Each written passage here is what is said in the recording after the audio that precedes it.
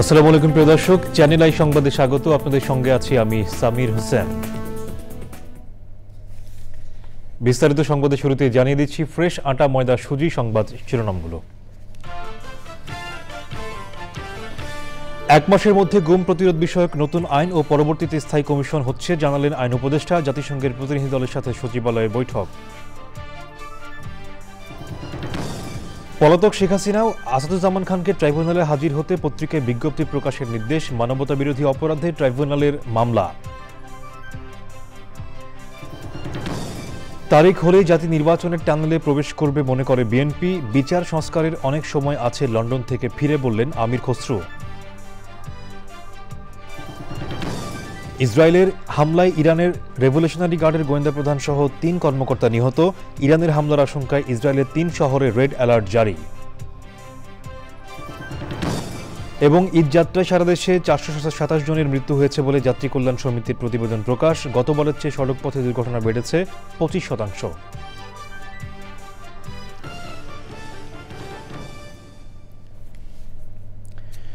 সংবাদ শিরোনামগুলো জানাচ্ছিলাম। এখনকার এই সংবাদ আয়োজন একই সঙ্গে চ্যানেল আইয়ের ইউটিউব চ্যানেল এবং চ্যানেল আইয়ের ওটিটি প্ল্যাটফর্ম আই স্ক্রিনে লাইভ স্ট্রিম হচ্ছে। এবার বিস্তারিত। আইন উপদেষ্টা ডক্টর আসিফ নজরুল জানিয়েছেন, আগামী ১ মাসের মধ্যে গুম প্রতিরোধ বিষয়ক আইন হচ্ছে। সচিবালয়ে জাতিসংঘের গুম সংক্রান্ত কমিটির সাথে বৈঠক শেষে তিনি আরও জানান, আইনের আওতায় স্থায়ী গুম কমিশন গঠন করা হবে। অন্তর্বর্তী সরকার সব ধরনের গুমের তদন্ত এবং বিচার করতে বদ্ধপরিকর বলেও মন্তব্য করেন তিনি। রফিকুল বাশারের রিপোর্ট। জাতিসংঘের গুম বিষয়ক ওয়ার্কিং গ্রুপ WGEID প্রথমবারের মতো ৪ দিনের সফরে ঢাকায় এসেছেন। প্রথম দিন আইন উপদেষ্টার সঙ্গে বৈঠক করেছেন জাতিসংঘ প্রতিনিধিরা। সে সময় গুম ও গুম বিষয়ক আইন নিয়ে তারা আলোচনা করেন। গুম কমিশনের মেয়াদ বাড়ানো ও অনুসন্ধানের ক্ষমতা দেওয়া সহ বিভিন্ন সুপারিশ করেছে জাতিসংঘের প্রতিনিধি দল। জাতিসংঘের কাছ থেকে আর্থিক নয়, কারিগরি সহায়তা প্রয়োজন হতে পারে বলে জানান আইন উপদেষ্টা। আমাদের একটা লক্ষ্য আছে, আমাদের এই গণঅভ্যুত্থানের বর্ষপূর্তির আগে আমরা খুব ভালো কিছু ল করে যেতে চাই। কয়েকটা তো হয়েছে, আপনারা জানেন সিপিসির অ্যামেন্ডমেন্ট হয়েছে, আমাদের নারী শিশু নির্যাতন দমন আইনের অ্যামেন্ডমেন্ট হয়েছে, তারপর আমাদের সাইবার সুরক্ষা আইন হয়েছে। আমাদের আগামী আশা করি আগামী 1 মাসের মধ্যে গুম বিষয়ক আইনটা এবং সিআরপিসির যে অ্যামেন্ডমেন্টটা সেটা হয়ে যাবে। লিগাল এইডের যে অ্যামেন্ডমেন্টটা সেটা ইনশাআল্লাহ আগামী 2 সপ্তাহের মধ্যে হয়ে যাবে। ওনারা যদি আমাদের আইন দেখে ইনপুট দিতে চায় যেটার সাথে আর্থিক ব্যাপার যুক্ত নাই, সেটা আমরা নিব। আমি বিশ্বাস করি আমরা শুধুমাত্র টেকনোলজিক্যাল হেল্প হয়তো কারো লাগতে পারে, কিন্তু কোনো রকম আর্থিক সহায়তা আমাদের দরকার হবে না। মৃত্যু সনদের মতো নিখোঁজ সনদ দেওয়ার ব্যবস্থা করা যায় কিনা তা ভাবা হচ্ছে বলে জানান উপদেষ্টা। বলেছে আমাদের আইনে কিছু জিনিস আমাদের ভিকটিম যারা ফ্যামিলি আছে তাদের সাথে আরেকটু আলোচনা করা দরকার, আর গুম বিষয়ক যে কমিশন আছে তাদের সাথে আলোচনা করা দরকার। আমরা বলেছি অবশ্যই আমরা আলোচনা করব। তারপর ওনারা বলেছেন ওখানে একটা, আপনারা জানেন সবাই, যে মিসিং পারসন সার্টিফিকেট দেওয়ার জন্য এটার বিধান আমরা অলরেডি আমাদের আইনে আছে, এটা আমরা করব। আরও বলেছেন যে ওখানে সার্চ করার জন্য, আপনারা জানেন আমাদের গুম বিষয়ক যে কমিশন আছে ওনারা অনেক তথ্য আপনার উদ্ঘাটন করেছে। সরকারি চাকরি অধ্যাদেশ সংশোধন 2025 বাতিলের দাবিতে বিক্ষোভ সমাবেশ করেছেন কর্মচারী-কর্মকর্তারা। অধ্যাদেশটি পুনর্মূল্যায়ন করার সুযোগ রয়েছে বলে জানিয়েছেন আইন উপদেষ্টা। এ সংক্রান্ত উপদেষ্টা কমিটির সুপারিশ দেওয়া পর্যন্ত কর্মচারীদের আন্দোলন না করার আহ্বান জানান তিনি। Rafiqul Bashar, channel I, Dhaka. জুলাই আগস্ট গণঅভ্যুত্থানে সংঘটিত মানবতা বিরোধী অপরাধের মামলায় পলাতক শেখ হাসিনা ও আসাদুজ্জামান খান কামালকে হাজির হতে পত্রিকায় বিজ্ঞপ্তি প্রকাশের নির্দেশ দিয়েছেন আন্তর্জাতিক অপরাধ ট্রাইব্যুনাল। এ নিয়ে পুলিশ প্রতিবেদনে বলা হয়েছে, আসামিদের বাসায় একাধিকবার অভিযান চালিয়েও তাদের গ্রেপ্তার করা যায়নি, তারা পালিয়ে ভারতে চলে গেছেন। 1 সপ্তাহের মধ্যে হাজির না হলে আসামিদের বিরুদ্ধে পরবর্তী আইনি প্রক্রিয়া চলবে বলে জানিয়েছেন চিফ প্রসিকিউটর। মাজারুল হক মান্নার রিপোর্ট। জুলাই আগস্ট গণ অভ্যুত্থানের সময় মানবতা বিরোধী অপরাধের অভিযোগে করা মামলায় সাবেক আইজিপি চৌধুরী আব্দুল্লাহ আল মামুনকে হাজির করা হয় আন্তর্জাতিক অপরাধ ট্রাইব্যুনালে। মামলার অন্য 2 আসামি ক্ষমতাচ্যুত প্রধানমন্ত্রী শেখ হাসিনা ও সাবেক স্বরাষ্ট্রমন্ত্রী আসাদুজ্জামান খান কামাল পলাতক রয়েছেন। এর আগে তাদের বিরুদ্ধে দাখিল করা আনুষ্ঠানিক অভিযোগ আমলে নেন ট্রাইব্যুনাল। শুনানির শুরুতে পলাতক আসামিদের বিষয়ে পুলিশের পাঠানো প্রতিবেদন পড়ে শোনান চিফ প্রসিকিউটর। আজকে ছিল তাদের বিরুদ্ধে যে গ্রেপ্তারি পরোয়ানা জারি হয়েছিল, সেই গ্রেপ্তারি পরোয়ানা তামিল হয়েছে কিনা সেটা রিপোর্ট দেওয়ার জন্য পুলিশ রিপোর্ট দিয়েছেন যে আসামি শেখ হাসিনা এবং আসামি আসাদুজ্জামান খান কামালের বাসায় বিভিন্ন সময় অভিযান পরিচালনা করে তাদেরকে সেখানে পাওয়া যায়নি। তারা রিপোর্ট দিয়েছেন আরও যে বিভিন্ন সামাজিক যোগাযোগ মাধ্যম এবং পত্রপত্রিকার রিপোর্ট থেকে তারা জানতে পেরেছেন যে এই আসামিদ্বয় গ্রেপ্তার এড়ানোর জন্য বর্তমানে ভারতে পলাতক অবস্থায় রয়েছেন। তাদেরকে পরবর্তীতে গ্রেপ্তার করা সম্ভব হলে আদালতে সোপর্দ করবে। শুনানির শেষে আদেশ দেন আদালত। এই আসামি শেখ হাসিনা এবং আসাদুজ্জামান খান কামালকে আগামী 1 সপ্তাহের মধ্যে হাজির হওয়ার জন্য নির্দেশনা দিয়ে আদালতের এই আদেশটি দুটো বাংলাদেশের বহুল প্রচারিত পত্রিকায় বিজ্ঞপ্তি দেওয়ার জন্য আদেশ দিয়েছেন। আগামী 24শে জুন তারিখে পরবর্তী তারিখ নির্ধারিত হয়েছে। যদি এই পত্রিকায় বিজ্ঞপ্তি প্রকাশের পরেও আসামিরা আদালতে উপস্থিত না হন, তাহলে আদালত তাদের অনুপস্থিতিতে বিচারের রাস্তায় অগ্রসর হবেন। পরবর্তী আদেশের দিন 24শে জুন ঠিক করেছেন আদালত। আওয়ামী লীগ সরকারের পতনের পর পুনর্গঠিত ট্রাইব্যুনালে মানবতাবিরোধী অপরাধের অভিযোগে প্রথম মামলাটি হয় শেখ হাসিনার বিরুদ্ধে। মাঝড়ক Manna, channel I, Dhaka. London থেকে ফিরে বিএনপির স্থায়ী কমিটির সদস্য আমির খসরু মাহমুদ চৌধুরী বলেছেন, প্রধান উপদেষ্টার সঙ্গে তারেক রহমানের বৈঠকে জাতির প্রত্যাশা পূরণ হয়েছে। তিনি আরও বলেছেন, সংস্কারের জন্য ফেব্রুয়ারির পর্যন্ত অনেক সময় রয়েছে। এছাড়া নির্বাচিত সরকারও সংস্কার করবে। নির্বাচন কমিশন ভোটের তারিখ নির্ধারণ করার পরই জাতি নির্বাচনী টানেলে প্রবেশ করবে বলেও মন্তব্য করেছেন তিনি। রাহুল রায়ের রিপোর্ট। লন্ডনে শুক্রবার প্রধান উপদেষ্টা অধ্যাপক ডক্টর মোহাম্মদ ইউনূস ও বিএনপির ভারপ্রাপ্ত চেয়ারম্যান তারেক রহমানের বৈঠকে ফেব্রুয়ারির মাঝামাঝিতে নির্বাচন বিষয়ে আলোচনা হওয়ার পর থেকে এ নিয়ে চলছে নানা পর্যালোচনা। ওই বৈঠকের প্রথম অংশে ছিলেন বিএনপির স্থায়ী কমিটির সদস্য আমির খসরু মাহমুদ চৌধুরী। সকালে লন্ডন থেকে ফিরে হযরত শাহজালাল আন্তর্জাতিক বিমানবন্দরে সাংবাদিকদের বৈঠক নিয়ে তার পর্যবেক্ষণ জানান। রমজানের মাস, এটা আমাদের একটা সংযমের মাস এবং ধর্মীয় অনুভূতির মাস। তার আগে যে জনগণের নির্বাচনে যে প্রত্যাশা ছিল সেটা পূরণ হয়েছে আমি মনে করি। সংস্কারের বিষয়টা ঐক্যমতের বিষয়, সুতরাং ঐক্যমত হতে এটা যে 1-1.5 মাসের বেশি সময় লাগার কোনো কারণ নেই। আর বিচার তো চলমান প্রক্রিয়া আছে, এটা তো বিচার বিভাগ বিচার করবে, বিচারের আওতায় আনার বিষয় আছে। বিচারের আওতায় যারা আসবে এর মধ্যে এখনো তো আরো দীর্ঘ 6-7 মাস সময় আছে সম্ভব। আমরা তো ডিসেম্বরের মধ্যেই এসব সমাধান করে নির্বাচনের কথা বলেছি, সুতরাং ফেব্রুয়ারি আরো দীর্ঘতম সময়। শিগগিরই নির্বাচনী আমেজ তৈরি হয়ে যাবে বলেও আশা প্রকাশ করেন তিনি। বাংলাদেশের মানুষ গত 20 বছর ধরে ভোটাধিকার প্রয়োগ করতে পারেনি, নতুন প্রজন্ম ভোট প্রয়োগ করতে পারেনি। তো তারা তো সবাই দ্রুততম সময়ে নির্বাচনের মাধ্যমে গণতন্ত্রের উত্তরণ চায়। যখনই নির্বাচন কমিশন নির্বাচনের দিনক্ষণ ঘোষণা করবে, স্বাভাবিকভাবে জাতি নির্বাচনের সে টানেলে প্রবেশ করবে।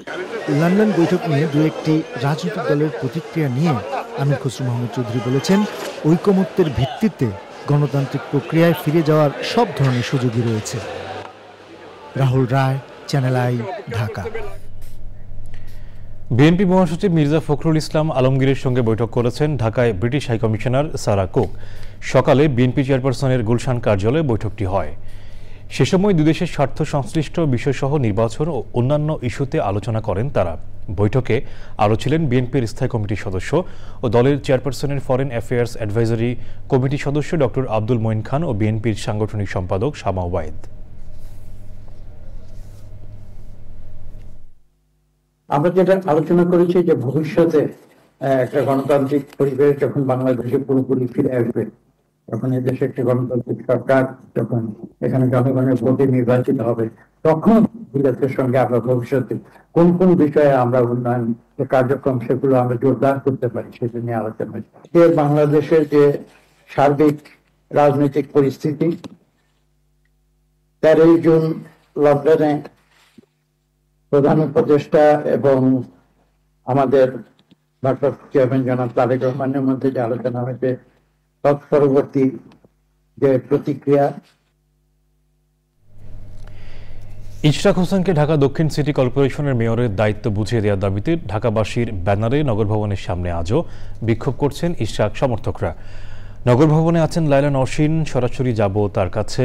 নওশীন, এই মুহূর্তে বিক্ষোভ পরিস্থিতি কোন পর্যায়ে দেখছেন?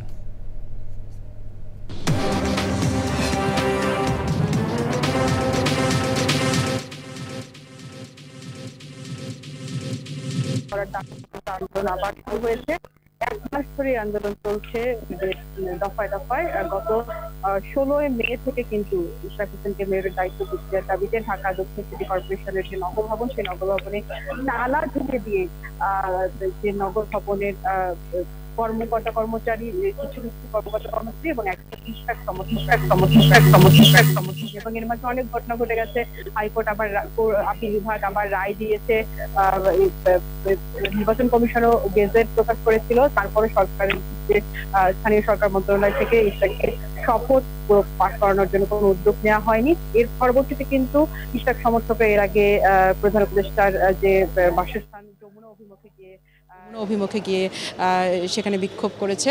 তারপর তারা নতুন নতুন কর্মসূচি দিয়েছে। আজকে ইশরাক হোসেন কিছুক্ষণ আগে এখানে সাংবাদিকদের ব্রিফ করেছেন। তিনি এসেছিলেন এই বিক্ষোভ সমাবেশে যোগ দিয়ে। তিনি ঢাকা দক্ষিণ সিটি কর্পোরেশনের যে মশক নিধন কর্মসূচি এবং বর্জ্য ব্যবস্থাপনার বিভাগে যারা কর্মরত আছেন তাদের সাথে কথা বলেছেন এবং ঢাকা দক্ষিণ সিটি কর্পোরেশনের মেয়র হিসেবে তিনি কিন্তু এই যে মশক নিধন কর্মসূচিতে ভবিষ্যতে কি কি করা যায় সেই ব্যাপারে আলোচনা করেছেন এবং তিনি বলেছেন যে আন্দোলন এবং ইশরাককে শপথ পাঠ না করানোর জন্য যে ঢাকা দক্ষিণ সিটি কর্পোরেশনের যে কার্যক্রম বন্ধ আছে, সেই কার্যক্রম বন্ধ থাকলেও জরুরি যেসব কার্যক্রম, জরুরি যেসব সেবা, সেই সেবাগুলো চলবে এবং জরুরি সেবাগুলোকে আরও ত্বরান্বিত করার জন্য মশক নিধন কর্মসূচি, বর্জ্য ব্যবস্থাপনা কর্মসূচির সাথে জড়িত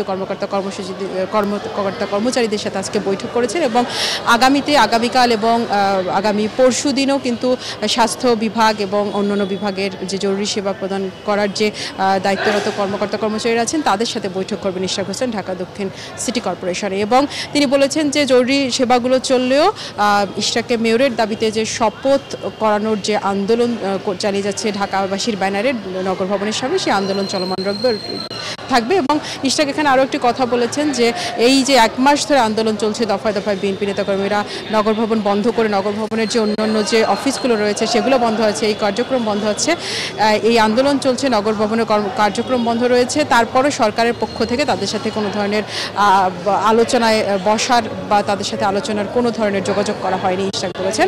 তাই তারা আন্দোলন চালিয়ে যাবে এবং ঢাকা দক্ষিণ সিটি কর্পোরেশনের যে বাসিন্দাদের যাতে যে ডেঙ্গু মশা সহ অন্যান্য বর্জ্য ব্যবস্থাপনা নিয়ে যাতে কোনো দুর্ভোগ পোহাতে না হয় সেই জন্য পরবর্তী তারা দায়িত্ব পালন করবেন। নওশিন, আপনাকে ধন্যবাদ। বিএনপি নেতা ইশরাক হোসেন বলেছেন 1 মাস ধরে আন্দোলন চললেও সরকারের পক্ষ থেকে আলোচনার কোনো উদ্যোগ নেওয়া হয়নি। নগরবাসীর দুর্ভোগ কমিয়ে আনতে মশা নিধন সহ সব জরুরি সেবা কার্যক্রম চলমান রাখতে সংশ্লিষ্টদের সঙ্গে বৈঠক করেছেন ইশরাক হোসেন। তিনি বলেন ঢাকা দক্ষিণ সিটির জরুরি কার্যক্রম চলবে, একই সাথে আন্দোলনও চলবে।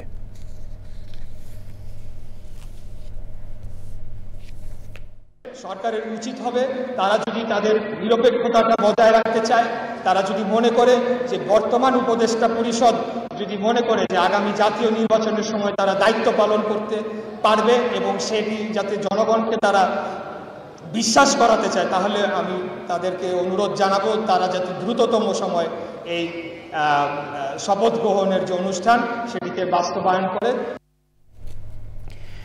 ইরান ইসরায়েল পাল্টাপাল্টি হামলা চলছেই। ইরানে ইসরায়েলের হামলায় ইসলামিক রেভলিউশনারি গার্ডের গোয়েন্দা প্রধান সহ উচ্চপদস্থ 3 সামরিক কর্মকর্তা নিহত হয়েছেন। মধ্য ইসরায়েলে ক্ষেপণাস্ত্র ঘাঁটিতে হামলা চালিয়েছে ইরান। তেল আবিব, জেরুজালেম ও হাইফা শহরে বেশ কয়েকটি ক্ষেপণাস্ত্র হামলা চালায় তেহরান। ওই হামলায় আরও 3 জন নিহত হয়েছেন, আহতের সংখ্যা 70 ছাড়িয়েছে। আরও হামলার আশঙ্কায় শহর 3টিতে রেড অ্যালার্ট জারি করেছে ইসরায়েল। বিভিন্ন দেশে ইসরায়েলি দূতাবাস ও কনসুলেট অনির্দিষ্টকালের জন্য বন্ধ করে দিয়েছে তেল আবিব। সুদীপ্তা মাহমুদের রিপোর্ট। ইরানের দক্ষিণাঞ্চলের সাউথ পার্স গ্যাস ক্ষেত্রে হামলা চালিয়েছে ইসরায়েল। হামলায় বিশ্বের সবচেয়ে বড় গ্যাস ক্ষেত্রটিতে আগুন ধরে যায়। তেহরানের একটি তেল শোধনাগারেও হামলা চালায় ইসরায়েলি বাহিনী। তেহরানে ইসরায়েলের বিমান হামলায় ইসলামিক রেভলিউশনারি গার্ড কোরের গোয়েন্দা শাখার প্রধান ব্রিগেডিয়ার জেনারেল মোহাম্মদ কাজেমি ও আরও 2 জেনারেল নিহত হয়েছেন। ইসরায়েলের হামলায় ইরানি নিহতের সংখ্যা দাঁড়িয়েছে 224 জনে। তেহরান জানিয়েছে ইসরায়েলি হামলার মধ্যে যুদ্ধবিরতির কোনো আলোচনায় যেতে চায় না তারা। ইসরায়েলের হামলার জবাবে ক্ষেপণাস্ত্র ও ড্রোন হামলা চালিয়ে যাচ্ছে ইরান। তেল আবিব, জেরুজালেম ও হাইফা শহরে হামলায় হতাহত হয়েছেন বেশ কয়েকজন। ইরান থেকে পাঠানো 100-এরও বেশি ড্রোন ভূপাতিত করার কথা জানিয়েছে ইসরায়েলি বাহিনী। ইরানের আরও হামলার আশঙ্কায় রেড অ্যালার্ট জারি করেছে ইসরায়েল সরকার। দেশবাসীকে নিরাপদ আশ্রয়ে যাওয়ার নির্দেশ দেওয়া হয়েছে। অনির্দিষ্টকালের জন্য বন্ধ ঘোষণা করা হয়েছে আকাশপথ ও দেশটির সব বিমানবন্দর। চলমান সংঘাতে ইয়েমেনের হুতি বিদ্রোহীদের পাশাপাশি ইরানের প্রতি সমর্থন জানিয়েছে ফিলিস্তিনের স্বাধীনতাকামী সংগঠন হামাস। ইরানের হামলা ঠেকাতে আন্তর্জাতিক সহায়তা চেয়েছে ইসরায়েল। ড্রোন ও ব্যালিস্টিক ক্ষেপণাস্ত্র প্রতিহতে সহায়তায় এগিয়ে এসেছে যুক্তরাজ্য। দমকল সরঞ্জাম দেবে জার্মানি। ইসরায়েলের পাশে থাকার কথা আবারও জানিয়েছেন মার্কিন প্রেসিডেন্ট ডোনাল্ড ট্রাম্প। তবে 3 মার্কিন কর্মকর্তা সিবিএস নিউজকে জানিয়েছেন ইরানের সর্বোচ্চ ধর্মীয় নেতা আয়াতুল্লাহ আলী খামেনিকে হত্যার পরিকল্পনা নাকচ করেছেন ট্রাম্প। শান্তি, স্থিতিশীলতা ও কূটনৈতিক উপায়ে সংকট সমাধানের ওপর জোর দিয়েছেন ইউরোপীয় commission president Ursula for der Leyen. পাশাপাশি এক্স পোস্টে তিনি ইরানের কাছে কখনোই পারমাণবিক অস্ত্র থাকা উচিত নয় উল্লেখ করে লিখেছেন, ইসরায়েলের অবশ্যই আত্মরক্ষার অধিকার রয়েছে। কানাডায় G7 শীর্ষ সম্মেলনেও গুরুত্ব পাচ্ছে ইসরায়েল ইরান চলমান সংঘাত। Sudipta Mahmud, channel I. ঈদুল আজহায় সড়ক, রেল ও নৌপথে দুর্ঘটনায় 427 জন নিহত হয়েছেন বলে জানিয়েছে বাংলাদেশ যাত্রী কল্যাণ সমিতি।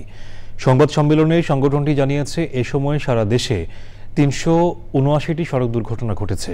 এতে মারা গেছেন 390 জন আর 1182 জন আহত হয়েছেন। রেলপথে 25টি দুর্ঘটনায় প্রাণ হারিয়েছেন আরও 25 জন, আহত হয়েছেন 12 জন। নৌপথে 11টি দুর্ঘটনায় 12 জন নিহত ও 6 জন আহত হয়েছেন। যাত্রী কল্যাণ সমিতি জানায় 2024 সালের ঈদুল আজহার চেয়ে এবছর সড়ক দুর্ঘটনা 25% বেড়েছে, নিহত বেড়েছে 16% এবং আহত 55% বেড়েছে। 379টি সড়ক দুর্ঘটনায় 390 জন নিহত, 1182 জন আহত হয়েছেন। বিগত 2024 সালের ঈদুল আজহায় 309টি সড়ক দুর্ঘটনায় 336 জন নিহত, 762 জন আহত হয়েছিল। কক্সবাজারের রামু এবং কুষ্টিয়ায় সড়ক দুর্ঘটনায় 4 জন নিহত হয়েছেন, আহত হয়েছেন কমপক্ষে 7 জন। কক্সবাজারের রামুতে যাত্রীবাহী বাসের সাথে কাভার্ড ভ্যানের সংঘর্ষে 3 জন নিহত ও 7 জন আহত হয়েছেন। সকাল 8টায় চট্টগ্রাম কক্সবাজার মহাসড়কের রামু উপজেলার রশিদনগর এলাকায় এই দুর্ঘটনা ঘটে।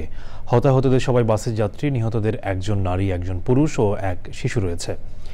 পুলিশ জানায় কক্সবাজার থেকে চট্টগ্রামমুখী পূরবী পরিবহনের একটি বাসের সাথে বিপরীত দিক থেকে আসা কাভার্ড ভ্যানের সংঘর্ষ হয়। এতে যাত্রীবাহী বাসটি খাদে পড়ে যায় ও কাভার্ড ভ্যানটি গাছের সাথে আটকে যায়। ঘটনাস্থলে বাসের 3 যাত্রী নিহত হন। স্থানীয়রা আহতদের রামু উপজেলা স্বাস্থ্য কমপ্লেক্সে নিয়ে যান। সকাল 7টায় কুষ্টিয়া যাত্রীবাহী বাস ও ট্রাকের সংঘর্ষে ইসলামী বিশ্ববিদ্যালয়ের এক শিক্ষার্থী নিহত হয়েছেন। নিহত শিক্ষার্থীর নাম রাশেদুল ইসলাম। প্রত্যক্ষদর্শীরা জানান, সকালে শ্যামলী পরিবহনের একটি বাসে করে বিশ্ববিদ্যালয়ে যাওয়ার পথে বিপরীত দিক থেকে আসা একটি ট্রাকের সংঘর্ষ হলে আহত হন রাশেদুল। কুষ্টিয়া জেনারেল হাসপাতালে নেয়ার পর কর্তব্যরত চিকিৎসক তাকে মৃত ঘোষণা করেন। সংবাদের রিপোর্ট জানিয়েছি বিরতি। হবিগঞ্জের নবীগঞ্জ শেরপুর সড়কে চলন্ত বাসে কলেজ ছাত্রীকে ধর্ষণের অভিযোগ উঠেছে। এই ঘটনায় স্থানীয়দের সহায়তায় বাস চালককে আটক করেছে সেনাবাহিনী।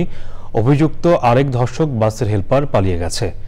ঢাকার একটি কলেজের একাদশ শ্রেণীর ছাত্রী রোববার সকালে হবিগঞ্জের বানিয়াচংয়ে গ্রামের বাড়ি যাওয়ার উদ্দেশ্যে সায়দাবাদ থেকে একটি বাসে ওঠে। শায়েস্তাগঞ্জ বাস স্টেশনে তার নামার কথা থাকলেও সে বাসের মধ্যে ঘুমিয়ে পড়ে। পরে তাকে শেরপুর বাস স্টেশনে নামিয়ে দেওয়া হয়। সেখান থেকে রাত 10:30টায় ওই কলেজ ছাত্রী একটি লোকাল বাসে ওঠে। ভুক্তভোগী ও স্থানীয়দের অভিযোগ, লোকাল বাসের অন্য যাত্রীদের নামিয়ে দিয়ে বাসের ড্রাইভার সাব্বির ও হেলপার লিটন কলেজ ছাত্রীকে ধর্ষণ করে। তার চিৎকারে স্থানীয়রা সড়কের 3 তালাব পুকুরপাড় এলাকায় বাসটি আটক করে চালক সাব্বিরকে সেনাবাহিনীর কাছে হস্তান্তর করে। বাসের হেলপার পালিয়ে যায়। পরে সেনাবাহিনীর সিনিয়র ওয়ারেন্ট অফিসার হারুন রশিদের নেতৃত্বে একদল সেনা সদস্য ভুক্তভোগী ও অভিযুক্ত ড্রাইভারকে নবীগঞ্জ থানায় হস্তান্তর করে। এ ব্যাপারে নবীগঞ্জ থানায় মামলা করার প্রস্তুতি চলছে। এবারে নিটল টাটা কৃষি সংবাদ।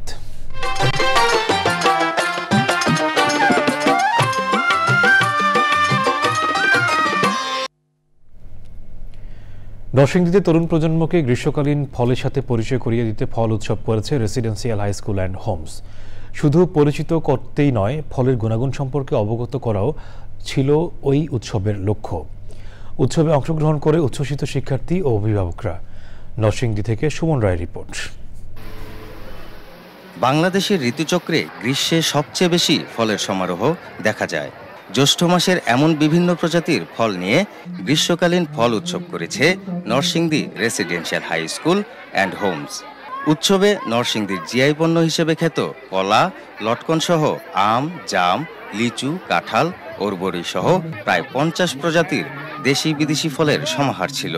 এসব ফলের সমারোহে আনন্দিত শিক্ষার্থী ও অভিভাবকরা। উৎসবে অনেক ধরনের ফল উঠছে, এগুলা থেকে আমরা ওদের এই ফলগুলো চিনতে পারতাছি। ফলের ভিটামিন সম্পর্কে ধারণা নেওয়া যায়, কোন কোন ফল কখন পাওয়া যায়, কোন কোন ফলের বৈজ্ঞানিক নাম কি, সবকিছু সম্পর্কে ধারণা পাওয়া যায়। দেশীয় ফলগুলো একত্রিত করার কারণে আমাদের সন্তানরা এই ফলগুলি দেখতে পাচ্ছে। দেশীয় যে ফল এবং ফলের যে পুষ্টিগুণ বাচ্চারা ছোটবেলা থেকে শিখতে পারবে। পুঁথিগত বিদ্যার পাশাপাশি বাংলার সমৃদ্ধ ইতিহাস, ঐতিহ্য ও দেশের মাটিতে যে ফল উৎপাদিত হয় সে সম্পর্কে অবগত করার জন্য এই আয়োজন, বলছেন আয়োজকরা। এমন অনেক ফল আছে যেগুলো আমাদের তরুণ প্রজন্ম চিনে না, জানে না, কিন্তু আজকের এই আয়োজনের মাধ্যমে তারা সে বিষয়গুলো সম্পর্কে অবগত হওয়ার এবং জানার, বোঝার যে সুযোগটি পেয়েছে, এটিই ছিল আসলে এই আয়োজনটির অন্যতম প্রধান উদ্দেশ্য। শুধু দেশীয় ফল নয়, দেশীয় সংস্কৃতি বিকাশের ক্ষেত্রে সকল শিক্ষা প্রতিষ্ঠানে এমন পদক্ষেপ নেওয়া প্রয়োজন, বলছেন অতিথিরা। তারা দেশীয় ফলগুলো সম্পর্কে একটা স্বচ্ছ ধারণা পাবে এবং বাস্তবে যারা এখনো অনেক ফল চোখে দেখে নাই তাদেরকে এই ফল উৎসবের মাধ্যমে এই সুযোগটা করে দেওয়া হয়েছে। বিদেশি ফলের প্রাচুর্যের ভিড়ে দেশীয় ফল হারিয়ে যেতে বসেছে বলে মনে করছেন সংশ্লিষ্টরা। নরসিংদী থেকে সুমন রায়, চ্যানেল আই। এবারে প্রকৃতি সংবাদ।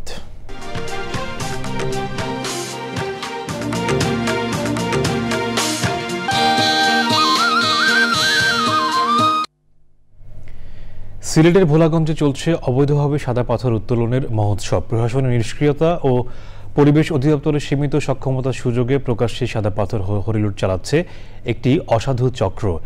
এতে ধ্বংসের মুখে এই পর্যটন এলাকা, হুমকিতে পরিবেশ, প্রতিবেশ ও জীববৈচিত্র্য। পর্যটন ভিত্তিক এই অঞ্চলের জীববৈচিত্র্য ও প্রাণ প্রকৃতি রক্ষায় প্রভাবশালী চক্রের বিরুদ্ধে সরকারের হস্তক্ষেপের দাবি স্থানীয়দের। সাদিকুর রহমান সাকির তথ্য ও ভিডিও চিত্রে আফরোজা হাসির রিপোর্ট। একসময় যেখানে ছিল সাদা পাথরের রাজ্য, আজ সেখানে শুধুই শূন্যতা। প্রশাসনের নীরবতা আর দুর্বল ব্যবস্থাপনার সুযোগে দিনরাত চলছে পাথর লুট। পাথর খেকোদের দৌরাত্মে ধ্বংসের মুখে প্রাকৃতিক সৌন্দর্যের এক অপরূপ ভান্ডার সাদা পাথর এলাকা। সবাই তো এলাকার লোক, আমরা যদি পিটাই কিছু করতে পারবো না। যদি কমতে থাকে তাহলে এখানকার যে ভিউটা তো থাকবেই না। সরকারের প্রতি আমাদের দাবি থাকবে, আপনারা এই সাদা পাথরকে সংরক্ষণ করুন, দেশের সৌন্দর্যকে হারিয়ে যেতে দিবেন না। অবৈধ পাথর উত্তোলন শুধু পর্যটন শিল্পই নয়, ধ্বংস করছে পরিবেশের ভারসাম্য। এগুলো প্রতি রাতে দিনে এগুলো লুট হচ্ছে, প্রকাশ্যে হচ্ছে। যে নিজস্ব স্বার্থ না থাকলে এই দুর্বৃত্তরা এত সাহস পায় না। সমন্বয়হীনতার কারণে পরিবেশ বিরোধী এই কর্মকাণ্ড বন্ধ করা যাচ্ছে না, বলছে পরিবেশ অধিদপ্তর। আমরা নিয়মিত মনিটরিং এর একটা ব্যবস্থা করতে পারতাম, সেটা আরো কার্যকর হতো। তবে এটা নিয়মিত আমরা অভিযান করে আসছি এবং এটা যদি আমরা বাড়াইতে পারি সেক্ষেত্রে আমরা এই অপরাধগুলো আরো কমাতে পারব। আর ধ্বংসের দ্বারপ্রান্তে দেশের গুরুত্বপূর্ণ পর্যটন কেন্দ্রটি রক্ষায় করণীয় নিয়ে কথা বলতেও নারাজ উপজেলা নির্বাহী কর্মকর্তা। আমি তো আপনাকে বলতেছি, বাট আমি ক্যামেরায় বলবো না। আমার প্রবলেমটা হচ্ছে আমি অন ক্যামেরা বলবো না, বাট আপনি আমার কাছ থেকে যে তথ্যগুলো চান ওইটা আপনারা আমাদের তো সাদা পাথরের প্রাকৃতিক সৌন্দর্যমণ্ডিত সাদা পাথর এলাকার প্রাণ প্রকৃতি ধ্বংস বন্ধে সমন্বিত পদক্ষেপের পাশাপাশি জড়িত চক্রের বিরুদ্ধে দ্রুত আইনি পদক্ষেপের দাবি স্থানীয়দের। আফরোজা হাসি, প্রকৃতি ও জীবন ডেস্ক, চ্যানেল আই। শেষ করার আগে ফ্রেশ আটা ময়দা সুজি সংবাদ শিরোনামগুলো জানাচ্ছি আরও একবার। 1 মাসের মধ্যে গুম প্রতিরোধ বিষয়ক নতুন আইন ও পরবর্তীতে স্থায়ী কমিশন হচ্ছে, জানালেন আইন উপদেষ্টা। জাতিসংঘের প্রতিনিধি দলের সাথে সচিবালয়ের বৈঠক। পলাতক শেখ হাসিনা ও আসাদুজ্জামান খানকে ট্রাইব্যুনালে হাজির হতে পত্রিকায় বিজ্ঞপ্তি প্রকাশের নির্দেশ। মানবতা বিরোধী অপরাধে ট্রাইব্যুনালের মামলা।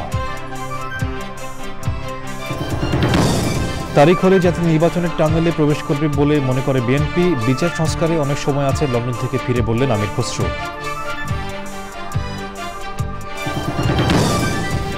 ইসরায়েলের হামলায় ইরানের রেভলিউশনারি গার্ডের গোয়েন্দা প্রধান সহ 3 কর্মকর্তা নিহত। ইরানের হামলার আশঙ্কায় ইসরায়েলের 3 শহরে রেড অ্যালার্ট জারি। এবং ঈদ যাত্রায় সারা দেশে 400 জনের মৃত্যুদেহ হয়েছে বলে যাত্রী কল্যাণ সমিতির প্রতিবেদন প্রকাশ। গতবারের চেয়ে সড়ক পথে দুর্ঘটনা বেড়েছে 25%।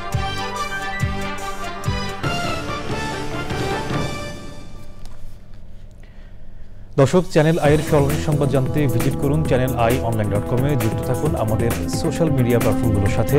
এতক্ষণ সাথে থাকার জন্য ধন্যবাদ সবাইকে।